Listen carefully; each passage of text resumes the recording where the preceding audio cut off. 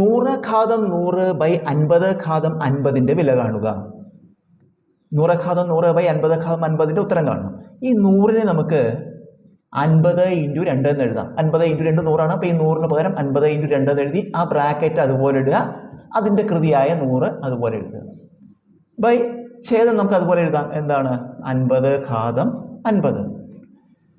നമുക്ക് A into B whole ഘാതം M കൃത്യംഗതയുമാണ് സമം എ ഘാതം എം ഇൻറ്റു ബി ഘാതം എം. അതായത് രണ്ട് സംഖ്യകൾ ഗുണനം വരുമ്പോൾ ബ്രാക്കറ്റ്, രണ്ട് സംഖ്യകൾ ഗുണനം ബ്രാക്കറ്റ് വരുമ്പോൾ പൊതുവായ ഒരു കൃതിയാണെങ്കിൽ, ഇത് രണ്ടിനും കൂടിയുള്ള കൃതിയാണല്ലോ, നമുക്കതിന് പിരിച്ചെന്നെഴുതാം എ ഘാതം എം ഇൻറ്റു ബി ഘാതം എം.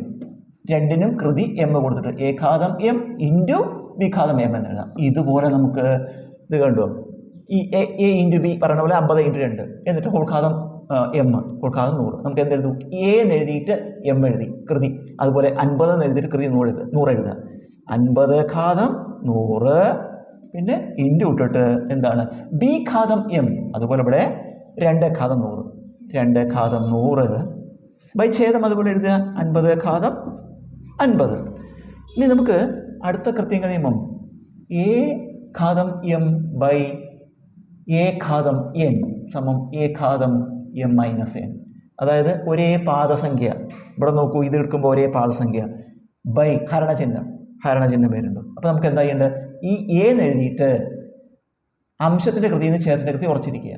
അതുപോലെ നമുക്ക് ഇവിടെ എ ബൈ 50 ബൈ വരുമ്പോൾ എ എന്ന് എഴുതി. അതുപോലെ ഇവിടെ എന്താ എഴുതുക? 50 എന്ന് എഴുതിയിട്ട് അംശത്തിൻ്റെ കൃതിയിൽ നിന്ന് ഛേദത്തിൻ്റെ കൃതി ഉറച്ചിരിക്കുകയാണ്. ഇവിടെ അംശത്തിൻ്റെ കൃതി എത്ര? 100 കുറയ്ക്കണം 50, 100 കുറയ്ക്കണം 50. അപ്പോൾ നമ്മൾ ഇത് രണ്ടും കൂടിയാണ് ചെയ്തത്. ഇത് രണ്ടും കൂടി പറ്റില്ല. കാരണം എന്താ അറിയോ, ഇവിടെ 50 പാദസംഖ്യകൾ തുല്യമാണ്, ഇവിടെ തുല്യമല്ല, 2 50 ആണ്. അപ്പോൾ ഈ കൃത്യംഗ നിയമം ഉപയോഗിക്കണമെങ്കിൽ പാദസംഖ്യകൾ തുല്യമായിരിക്കണം. അപ്പോൾ ഇത് മാത്രം നമ്മളിവിടെ ചെയ്തു, ഇത് മാത്രം. അപ്പോൾ ഇനി അതിൻ്റെ കൂടെ എന്തിടണം? ഇൻറ്റു 2 ഘാതം 100 ഇടണം. ഇനി 50 ഘാതം ഇത് കുറയ്ക്കുമ്പോൾ 100 നമ്മൾ കുറച്ച 50 ഇൻറ്റു 2 ഘാതം 100 അത് അതുപോലെ ഇട്ടു.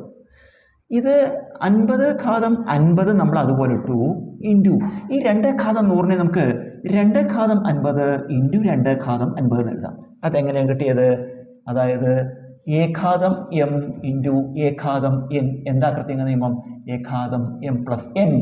അതായത് ഒരേ പാദസംഖ്യ ഗുണനചിഹ്നം. ഇവിടെ നോക്കൂ, ഒരേ പാദസംഖ്യ ഗുണനചിഹ്നം. ഒരേ പാദസംഖ്യ ഗുണനചിഹ്നം വരുമ്പോൾ ആ പാദസംഖ്യ എടുത്ത് എഴുതി. ഇവിടെ പാദസംഖ്യ എന്താ? 2 എടുത്ത് എഴുതിയിട്ട് എമ്മും എന്നും കൂട്ടി, ഈ 2 എടുത്തിട്ട് എഴുതിയിട്ട് എമ്മും എന്നും 100ഉം 50 കൂട്ടിയാൽ 100 കിട്ടുന്നുണ്ട്. അപ്പോൾ നമുക്ക് 2 ഘാതം 100നെ പിരിച്ചെഴുതാം. എങ്ങനെ? 2 ഘാതം 50 ഇൻറ്റു 2 ഘാതം 50.